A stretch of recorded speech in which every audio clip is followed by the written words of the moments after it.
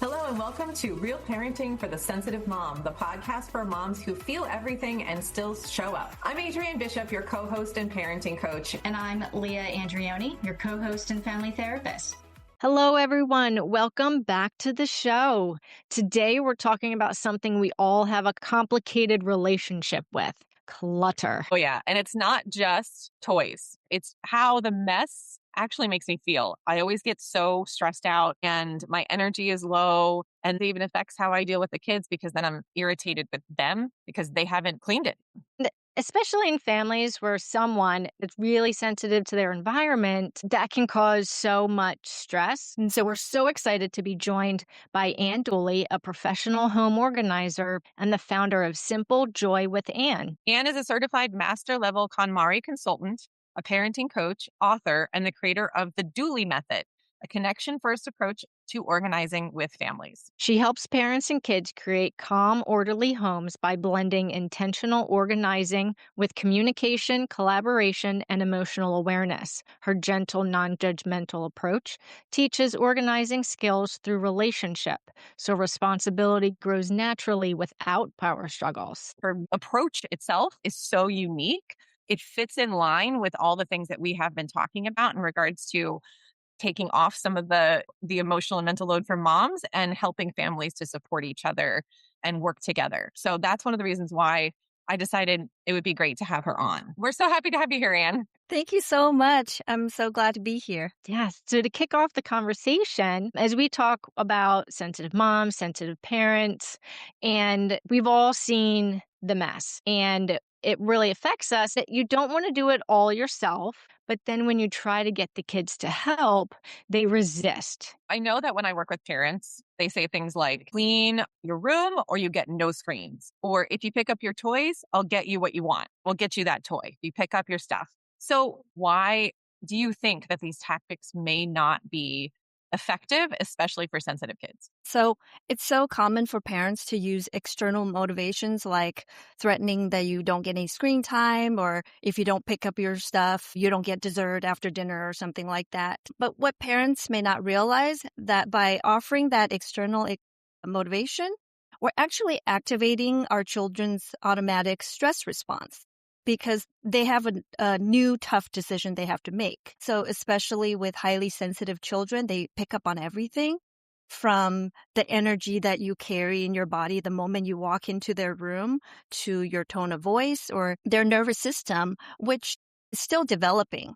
And they'll read any sort of discomfort in their body as a perceived danger. So when you're asking them to stop playing or whatever it is that they're doing that's fun for them and take care of something else that they don't really want to do, or else you'll get mad, then it feels like they're getting stuck between a rock and a hard place. Their body goes into survival mode. That's their fight, flight, and freeze response. And so what it might look like when you ask them to clean up is they go into fight mode, which is like, no, they get very angry and defensive. Or flight mode, maybe they'll slam the door or they'll just go cover themselves under the blanket. Or avoidance, like they freeze up and maybe it seems like they can't hear you. So oftentimes their refusal is actually due to feeling overwhelmed by how much there is to do, like the same way we feel, or they don't know how much time it's going to take. Like in their mind, they just think, this is going to take forever. Or maybe they are insecure about what to do. Like, I don't know where to put all this stuff. My mom just said, go clean up. Like, what does that mean? And sometimes children need more time to transition from one activity to the next. And so for us, because we're already triggered by the mess, we are rushing to get it done. So it's hard for them to just stop playing. And so the problem is that once their survival mode kicks in, they can't access that part of their brain that helps them think clearly or follow instructions. So then using a threat or a bribe, the parent and the child, they both end up arguing or negotiating over that external motivation. Like, no, I want more time, or something else they're trying to get out of it. And you're getting further and further away from that actual task you're asking them to do, because you've created another layer of decision making for the child, and it's a lot of times based in fear. So you were saying that asking your kids to do something makes them resist in a certain way. If you're threatening them or you're using bribes, it makes them want to resist against it and not want to do it. So that makes a lot of parents get frustrated. Like they don't know what to do when their kid says no or they ignore them. How do you help parents to just remember or think about it in the way of they're not doing it on purpose, right? How do you talk to the parents that you work with about how they're not doing it on purpose to be manipulative? It's really important for parents to remember that we've had decades more experience than our children in cleaning up. And a task that might feel easy for us, like just put that away, just put it in the box. It requires like the motor skills and executive functioning that the kids just simply don't even have. And so when parents are in that situation, try to catch themselves being in that mindset where you get stuck thinking like, oh, they're acting this way because they don't respect me. Or, they don't care about the home. Don't they know how hard I work to provide for them? We get into that spiral where sometimes we think, oh my God, my children are being so lazy or so manipulative, like they're giving us a hard time. But those are just thoughts. There are survival instincts talking. They're not facts. And so what might actually be going on and why our children aren't cooperating is something could be as simple as they're just tired or hungry if their basic needs aren't met because they've just been playing for a long time, right? A lot of times when they make a mess, they've been immersed in play. Or maybe they have been activated by your stress energy and that right now they're just feeling scared that, oh, maybe I'm in trouble. So their survival instinct is taking over. Or they just don't know how because when they're being told to clean up and maybe you have not showed them like the small steps, right? In order for them to clean up a room, it may involve them putting the books on the shelves, put the Legos in the box, put stuffed animals into a basket, put your clothes in a hamper. And it's very overwhelming. That's a multiple step process. The same way that we feel overwhelmed when we see clutter, children experience that too. So instead of assuming that they have bad intention behind their pushback, if parents can kind of pause and like check in with ourselves that, okay, I'm feeling a little activated now, but let me calm myself. And then I'm able to get curious, like what else might be going on? And you might realize, oh yeah, they like haven't eaten anything for the last 3 hours. Or we can approach them with a little bit softer, gentler energy so that the children, when you speak to them, you're asking them, hey, I noticed you didn't pick up your toys. Is it because you don't know where they go? Or does it feel like this is too much? And so when you approach them like that, instead of like, hey, you didn't do, what I asked you to do, you're now just approaching them as if you're on the same team, that this is not a power struggle. You're just trying to understand. And that opens up the door for cooperation. I feel like you mentioned curiosity a lot. And I think that is one of your tools when it comes to getting the clients you work with to work with their kids better, is to have that thought of, I wonder what's going on. I wonder what's bothering them. I wonder what they need.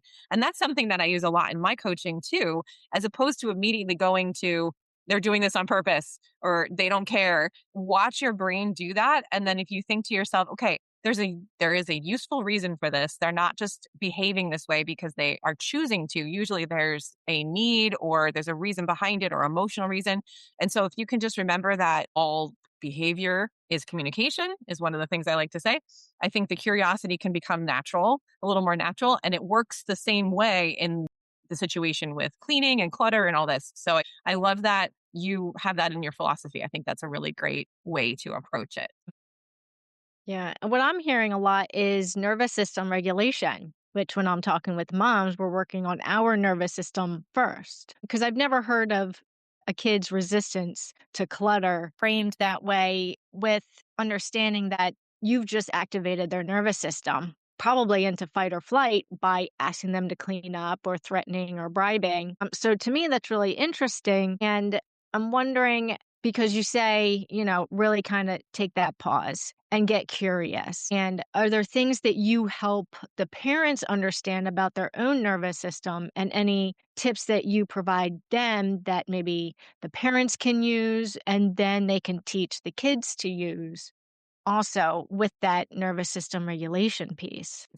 So, yes, I've been there myself where I feel really overwhelmed and makes me want to cry or pull my hair out. And so, in that moment, if parents can just acknowledge those feelings, and you can even say it to yourself, like, I'm feeling really overwhelmed right now, because when you name it and you notice it, you can also hold space for yourself to let that feeling be felt. And it's a very interesting thing that I learned in therapy, that our tears are actually our body's way of like releasing the excess stress hormone that's in our body. Like, I grew up with my father always said, stop crying. I would just suppress everything.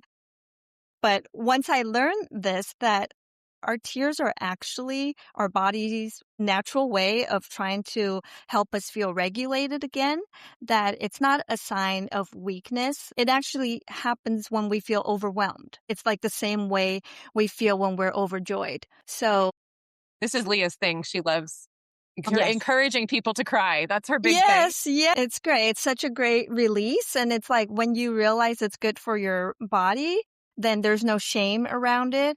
And it's just, I think we were saying before, it's like it's your body's way of communicating with you. So now whenever I feel like I need to cry, the first thing is I even tell my kids, I could be crying because I'm sad, happy, stressed, like I'm just really overwhelmed, right? So if a parent can remember that, a lot of times I use this example, like the movie, the Pixar movie Inside Out. Like, if I just imagine inside my head, there are these characters and they're just sounding the alarm, and it's like, oh no, no, pay attention, something bad is happening. And it feels like life or death. And imagine yourself going up to that character and just be like, hey, thank you for letting me know. Like, I get it. This feels urgent, but it's going to be okay. Like, I can take it from here. So I'm trying to shift to access a different part of my brain now where I can actually think logically. So, taking a few more breaths, open up a window, or like moving my body, just kind of get myself out of that fight or flight state. Then sometimes I even feel like I can relate to how my child is feeling. If I'm feeling this way, and, I'm so much older with so much more life experience, like, imagine they're 5, 10 years old, that they don't have as many tools as I do or understand the feelings. So I can have also a little bit more empathy for my child, like, ooh, when they're flooded with stress hormone and they're having a meltdown, like, it kind of brings us into the same place. Like, we're both having a hard time, but together we can figure this out together as a team.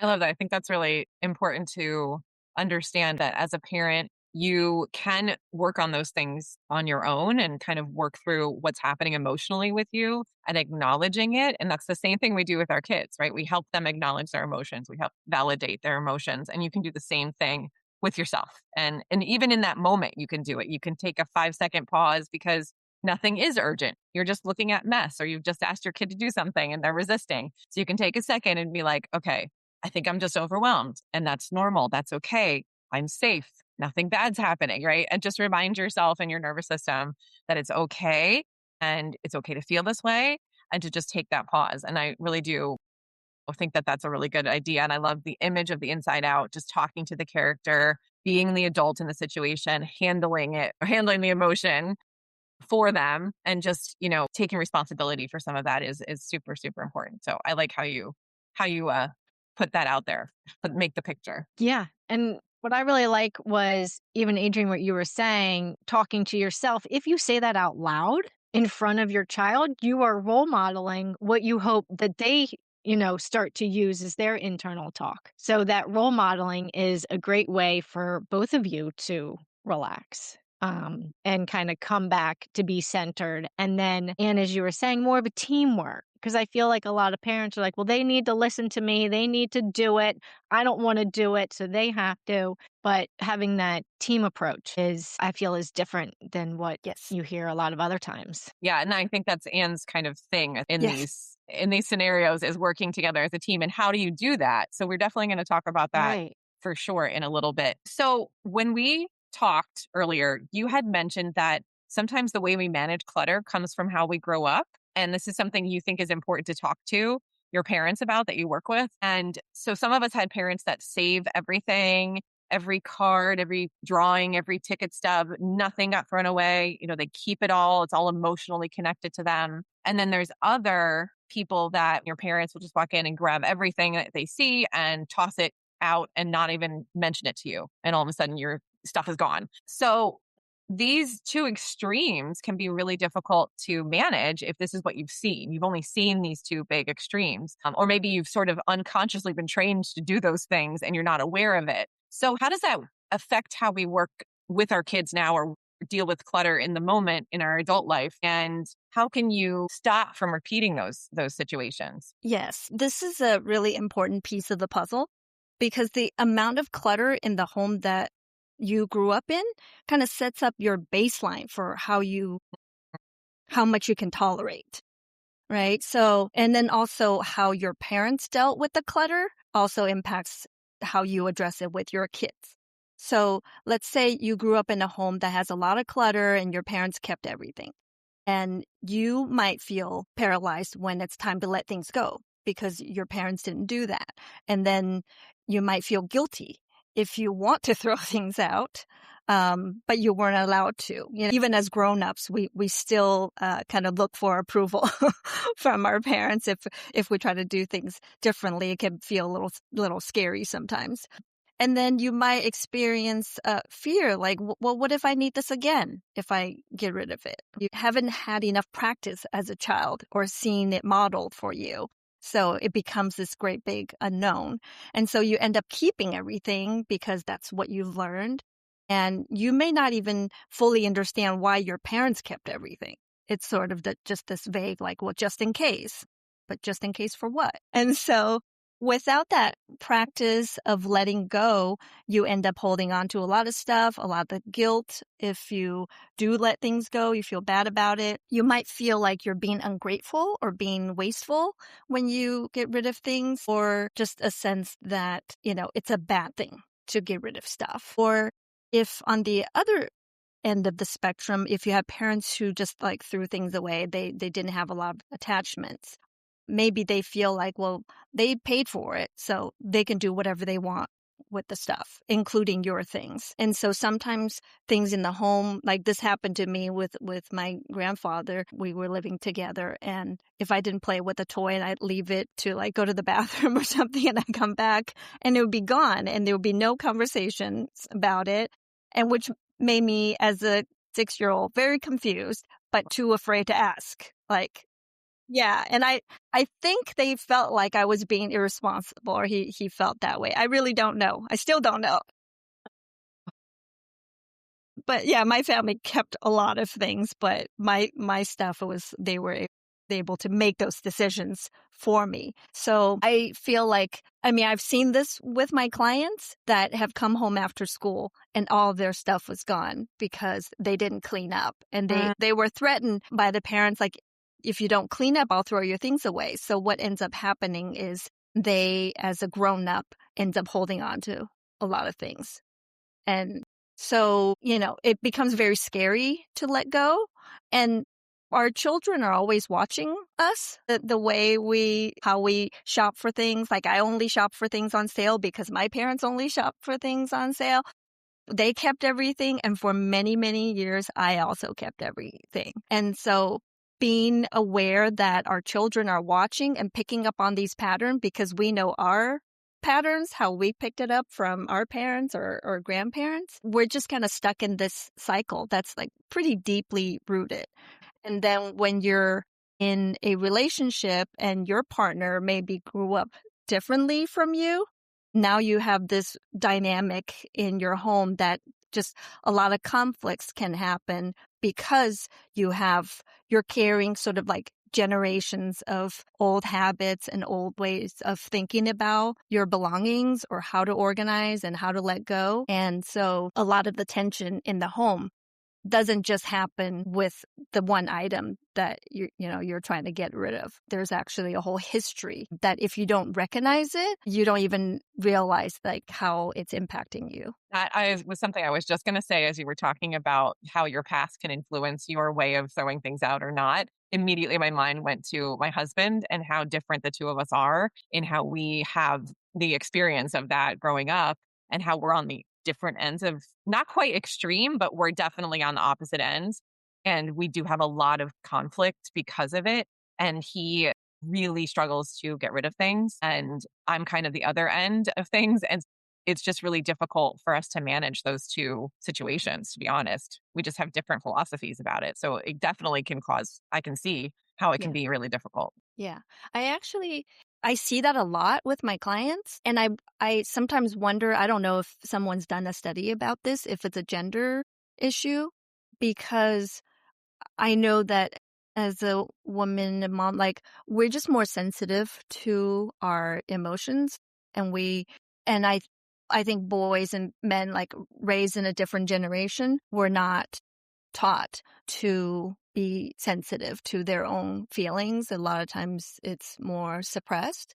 And so we have a lot of attachment to our belongings. Like we have relationships with our things. And so if you're not in touch with your own emotions, it makes it more difficult to let things go. It's easier to kind of brush it aside. Yeah. And I don't think they're as, at least what I've seen, sensitive to like environmental clutter either. I think a lot of times maybe gender based, it can be a little bit like different. Well, I guess it depends on the person. So I don't know if that's gender based, but I do think just paying attention to how things affect you might be less on the male gender side.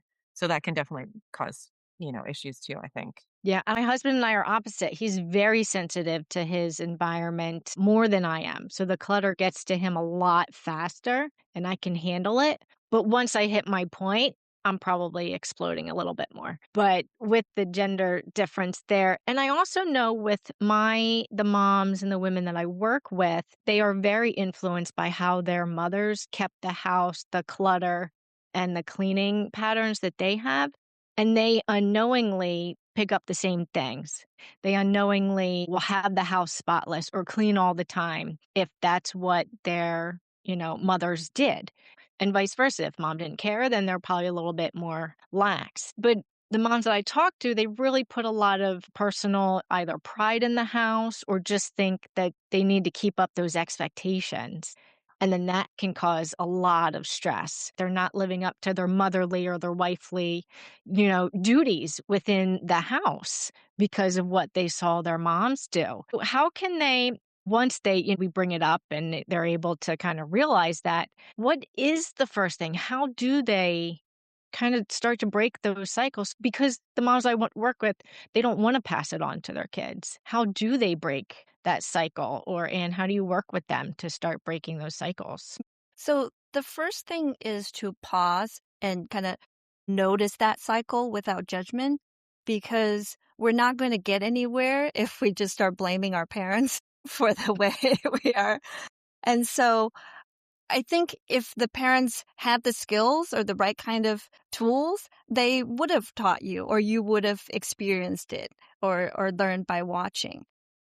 But I kind of feel like the organizing methods and the parenting approach that the three of us are advocating, in some ways, like it's fairly new. And I think that, we have more resources to learn, like there's a different way to do things. There's a different way I can think about this stuff.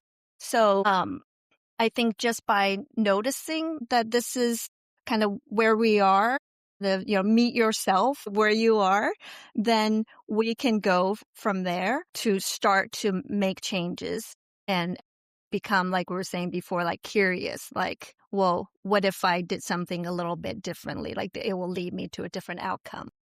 Yeah, I feel like with that, though, there can be guilt, like we were talking about, like the same idea when you get rid of things. Maybe you have guilt. Or sometimes for me, it's like when I don't do the same things that my parents did in my house, I start to feel like off almost, like antsy. It's like, this is not the way it's supposed to be. Like I need to keep going, or I can't sit down. I can't rest. Like I can't do what I want to do. It's almost like my brain is taking me there without me wanting it to happen. And I do think that's the unconscious idea where the expectation is set by how it was when you were growing up. And then you just like to move away from that expectation. It almost feels off, like almost like you're dysregulated in a weird way, is what it feels like for me. And then when I don't follow those things that my brain's telling me to do, it's a lot of guilt, a lot of I'm not doing enough, feeling like I'm not enough, I'm not doing enough, I should be doing more.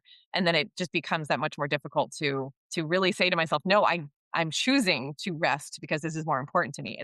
I don't want to do the same things as, my parents did. And it becomes really hard to stick with it, I think. And what jumps out at me, the way I work with mom, Adrian, even is like all those shoulds and those expectations, right? Which bring up all that guilt. And I like that Ann and how we do things is becoming more of the team effort. It takes it off of just the moms, right? So hopefully we can lessen some of that guilt. And so I'm wondering, how do families shift from feeling like the parents or mom have to do it to getting it to be more of a team effort? Is there kind of a different way that you're kind of working with it and helping them make that shift to that team?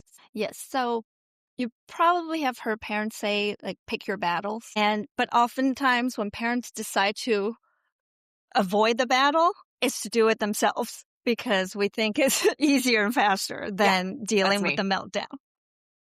But from the Dooley Method perspective, if your child feels like they've lost a battle, it's not really a win for the parents. And the same is true if you feel like you lost that battle and you're like, yeah, I'll do it by myself. Then that's not an ideal situation either. We don't want anybody to feel like they're losing. It should not be a battle when it comes to parenting, or like normalize that thought as your only option is to choose one or the other. So ideally, I want the family to have a win-win solution. And you can do that only when you work as a team. Like both people have to show up and give a little bit, or figure it out together. So we can start by changing the language that we use. I feel like so often like we just have this like internal language, like you're saying, like, oh, I feel so guilty. I feel like I'm not good enough. And so we want to like replace some of the language that we use when we are talking about cleaning up or organizing the home. So instead of saying like, go clean your room, which like on its own just sounds like a punishment. Right? And so instead, like if you just walk in there like, hey, it's time to clean up your room. Do you feel confident doing this by yourself, or do you need some help? So you notice like that's a very casual thing. There's no like nobody's in trouble. And also when you are finding out if they feel confident enough to do it by themselves, or two, they don't. And either they need help or they would rather, let's just do it together. But either way, you're offering two choices that leads to the same outcome. The room gets cleaned. So when they do it by themselves, you can say, oh, wow, your room looks great. You're really responsible. You said you could do it by yourself, and I can see that. You're super capable. Or if you end up helping, then you can say, hey, that's awesome. Like, we're such a great team together. And so the language becomes like, oh, I love that. Like in our family, we help each other. So when you are not just bossing them around, you're giving them a choice. So you're not activating their fight or flight because they feel like I have some support. Or mom is curious about how do I want to put away the blocks first or the books? Like there's a dialogue. It's not just, I have to do this all by myself and I'm scared and confused and I don't want to do it wrong. I don't want to upset my mom and I don't want my device time to get taken away. And so when you start to think of your family as a team, and just depending on your children's age and what they're capable of doing or their motor skills, you can start with the parents doing 80% and your child doing 20%. Maybe they pick one category of toys to put away and you take on more. Because before that, it's the parent taking on 100% and being upset about it. and the child maybe doesn't feel good either, right? So 80-20, and then with repetition, just being consistent, using this language about we're a team, and you're like lowering the temperature of it's a shift from how it used to be a very tense situation where it feels like a battle to like, oh, hey, this feels different. Like your children will notice. My mom is not coming in here angry. My dad's not coming in here upset with me. And not only that, they want to help me. And so they start to feel more comfortable. Their connection with cleaning up changes. That this isn't something to avoid because they actually want me to succeed. And so it could shift to you doing 60%, they do 40% and 50-50. And eventually they have the skills. They know it doesn't take as long. And not only that, you're doing the work together and that can be your connection time. Because you can just like talk about their friends or making conversation, or you want to put the music on, and anything to make cleaning up into an opportunity for connection. And then over time, your children will have more skills. They feel more confident doing it. And then when they get to a point where maybe they say, no, I got this. I can do it by myself. And so you know, little by little, you're removing yourself from the equation. Like I still fold socks for my kids. Like they've been doing their laundry for a few years now, but I will always offer to fold their socks because that gives me a chance to sit with them and, you know, chat about whatever's going on in their day. And it's a lot less intimidating than, hey, let's sit down and, you know, have a conversation. My husband is really good at this. He had my son help him with the dishes, who's 8. So he's like on the younger side. And doing the dishes by himself is not possible right now. He's too young. So he goes, hey, Macklin, do you want to play in the water with me? And then he just like put him up on the stool and he just started playing in the water. And then he was like, here, now scrub this one and I'll take it. And then he just kind of rolled it into making it actually doing the dishes. And I could tell at the end of it, my son felt really confident in himself. He felt really good about just, hey, I just did that. I've never done that before. It takes a little bit to get them moving into it, but like making it sort of connecting and more fun. And just not having the expectation that they're going to get it all done by themselves or do it perfectly is so, so important. I think that that's a big part of it. I think a lot of the clients I work with are like, they do that big piece, go do this entire thing by yourself. And it's just not realistic, right? We have to have really realistic expectations. And so I think that's important to remember that the more we can support them and do it with them, the more confident they feel to do it on their own. And I've seen my 12 and 8-year-old like literally just do it on their own all of a sudden. Like randomly, they'll just start doing something that we've helped them with. And it's like really nice and sad. And then they feel really good. So it works out to be able to do it that way, I think. And I think a lot of the parents I work with are like, well, I'm enabling them and I'm, you know, they're never going to learn and they're never going to do it on their own. And it's kind of the opposite, actually, because you were saying it can be something they would want to avoid if you make it a fight or a battle or, you know, punishment, kind of feeling like a punishment. Like, I really like all that, the method that you know, use. I think it works really well. Just to shift a little bit, I'm just wondering, because for me at least, I always can kind of gauge my stress level depending on how much clutter and things I have around. Because the less stressed I am, the less stuff is around. But the more stressed I am, the more stuff I have around, and I'm feeling burnt out. So I'm not putting away my clothes, and the doom piles get even bigger. So I'm wondering if there's a difference between clutter being a symptom, such as my stress, or it actually being the cause of more stress. Yeah. You know, So, or is there not a difference? well, this is kind of like the chicken or the egg equation, right? Which came first? So I look at it from like different phases. Before you had kids, you and your partner maybe have like the two of you you have different relationships with clutter from your partner. And so you have different habits in how you clean up. You each have different tolerance for how messy the house can get. And so even before kids, you experience stress in the relationship that had nothing to do with like toys and things like that. And so a lot of times in relationships, we don't want to make waves, you know, oh, it's just some laundry on the floor. It's just a little this and that. So each partner maybe start to let a few things go, but then a lot of times one partner end up taking on more responsibility to not make waves. So the clutter is causing stress, but one person is maybe absorbing it more. But then after the baby arrives, then suddenly you're dealing with like a lot more stuff to put away, a lot more things to organize. And so if you've never had a system before in how you organize, it's even harder now. And you add the stress from taking care of the baby with lack of sleep and things just, piling up in your home and people giving you, hand-me-downs. And so we end up buying more like bins and containers, and you're trying to solve the problem by buying more things to try to organize. So sometimes we end up dealing with the stress through retail therapy. We're looking for the answer by going to the container store or something.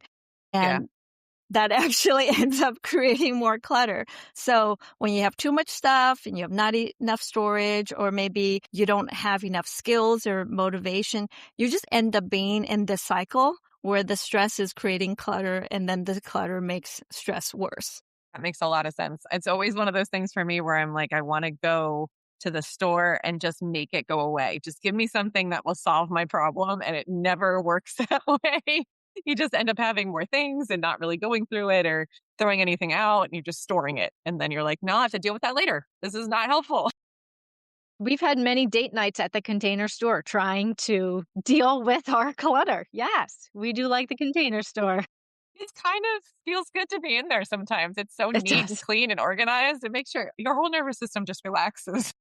Yes, but I could definitely see how now we have the bins of the stuff just in a different space. And then we're getting stressed because we walk through the garage and it's like we still have all this stuff and it's not going anywhere. So I can see how that cycle. I know that when we talked before, Anne, we talked about how you have this acronym that you use to support families with that helps them remember how to work together and reduce all that stress that the clutter creates or the cleaning creates. So can we talk about that acronym? I think it was really helpful for me to hear that from you too. Yes. So the acronym SHINE, SHINE, stands for seen, heard, independent, nurtured, and engaged. And it's how parents can help their children develop internal motivation. So when a child feels seen, let's say they're putting something away or cleaning up, and that's something you want them to continue to do, and you say, "Oh, I see you're taking such good care of your toys. You're putting them back on the shelf." They feel seen. They know that you've noticed something that they're doing. So that's going to encourage them, like, I will continue to do this. Heard. So when we give children two options to choose from, do you want to put the toys away first, or you want to put the books away first? And they tell you like, oh, I want to do the books. So you tell them, hey, that sounds like a great plan. You heard their opinion and we're showing that we respect their choice. It's not like we came in and said like, do this, this, and that in exactly the way I want you to do it. They feel respected and valued and trusted for their opinion. And when they feel like we are allowing them to take the lead, to give them more independence, once they feel that independence, like, oh, let's say they organize their books by size, and then you notice that, wow, like you really took the lead on this. Like you decided this is how you want to organize things. That sense of leadership and independence will encourage them to do more because they start to trust themselves. They feel capable. But sometimes they might get frustrated. They're trying to put something away. Maybe the storage space is too small or the opening is too small, and they get frustrated. So that's where N for nurture comes in, because you can kind of hold space for them to be frustrated. And then we turn to being curious. Like, oh, I wonder if a different shelf would fit better. Maybe this item would fit better if we put it somewhere else. So you're coming in to help them through that frustration so it can be felt. And then they feel safe again to try again. And then the last letter, E for engaged, that's when you want to start to level up, like help your children level up and increase difficulty in a task that they've been doing. Let's say they have been folding socks for a few weeks now and they've gotten really good at it. And you feel like they could probably take on like folding a t-shirt. So you can say like, hey, you're getting so fast at folding the socks. Are you ready to fold t-shirts? I think you are. Kind of sort of give them a little that you believe in them. And so when you're showing that interest and then you're also creating like a safe space to support them to learn that new skill, then they're more likely to also try something new or try something a little bit more difficult. So, when you kind of use shine, seen, heard, independent, nurtured, and engaged, it's all going to help your children develop their internal motivation. Yeah, I hear that that's very kind and soft and generous towards the child. I'm really hearing that nurturing piece. I didn't want to use that word because it's already in your acronym, but that's what I'm hearing, right? You're nurturing the relationship. You're nurturing the child's confidence to be able to do the task and do it together. I really like how you have all of those pieces, and I can really kind of imagine, even with my own daughter, how I can do more of those to really help facilitate, because she's really resistant right now. So being able to use that acronym with her, because she does and wants to be very independent and very seen and heard. So I really look forward to using that. Is there another example of maybe a specific family that you can think of where you were able to use Shine and they were struggling, but after working with them, they were able to be more of a team? Do you have an example? Yes. So I've worked with a family where both parents were working outside of the home, and the mom would get so angry and she comes home, there's toys everywhere, and the kids are tired and hungry and overstimulated by the visual clutter of all the mess. So the first thing I did with the family was to focus on the parents' bedroom so that when they come home, there's a place where it doesn't require more of them. They can decompress, and a space where it's a boundary where the parents have set that they can protect their peace. And this room will allow them to just have a moment to recharge so that they have more capacity to deal with the chaos outside. By working together to prioritize the parents' room, that process also taught the parents some organizing skills and parenting skills so that when they see the mess, they're seeing it through a new lens, because now they know like, well, I have the skills to clean this up, or I know the language on how to talk to my children.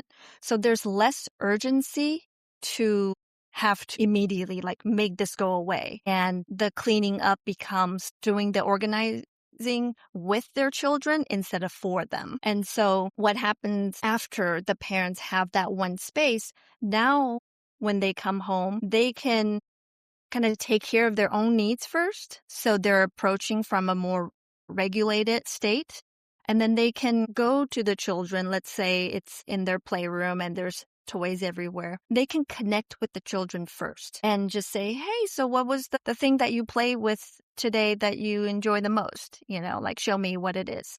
So kids will know that they're interested in me and what I've been doing, right? So now once they have that connection, the mood in the room is different.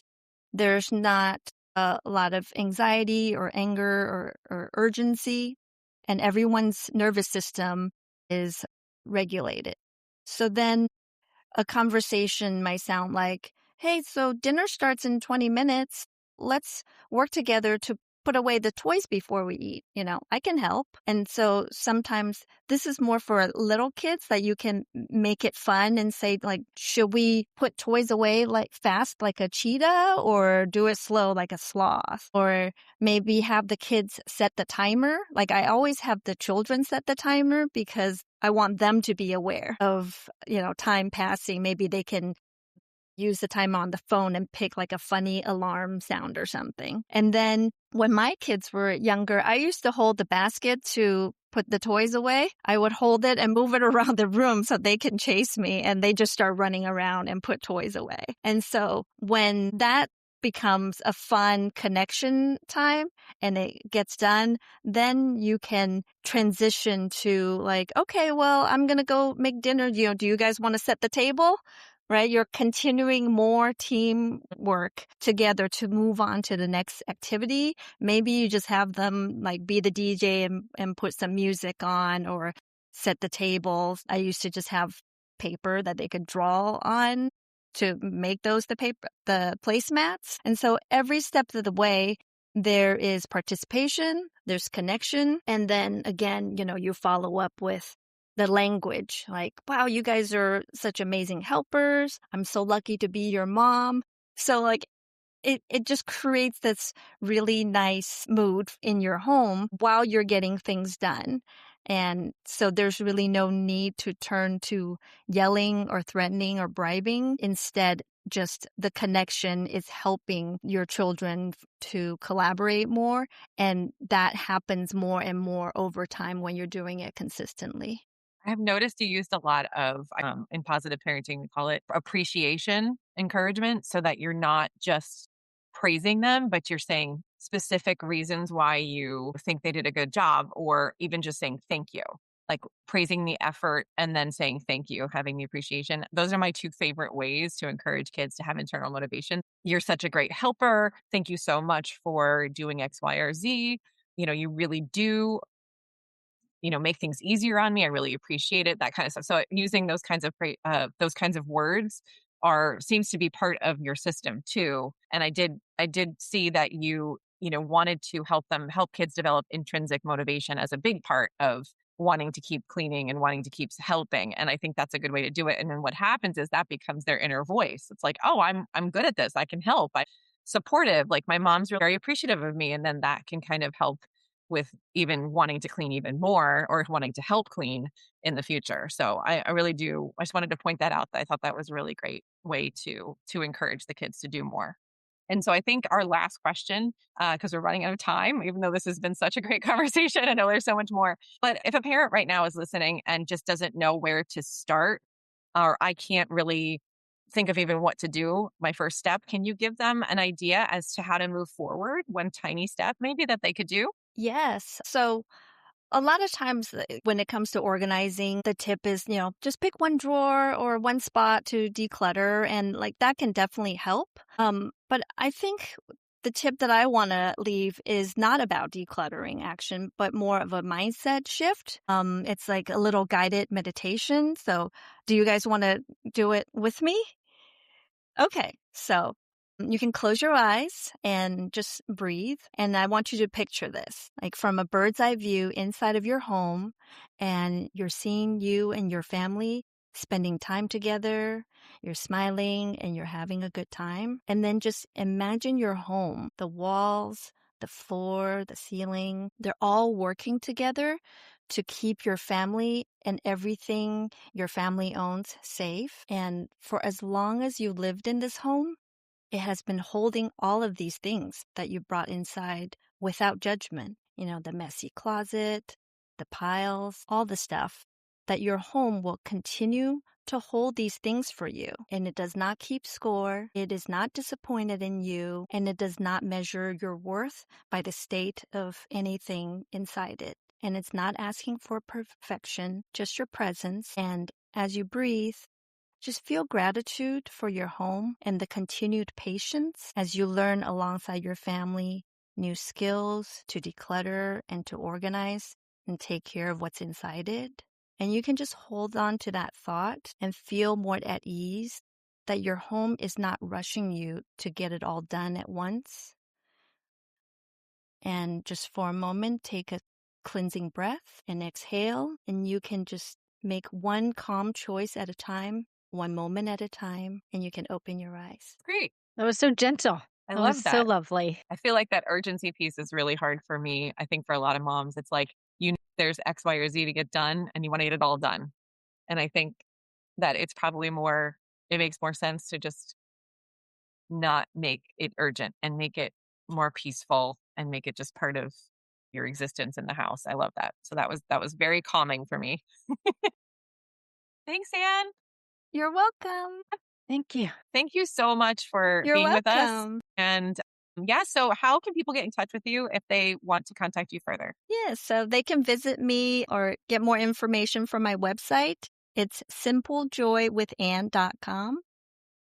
Great. Or or they can find me on Instagram with the same handle. Great. We'll put that in the show notes, but I just wanted to make sure people knew. So really appreciate it. Thanks so much for coming on. It was a really good conversation. Thank you so much for having me.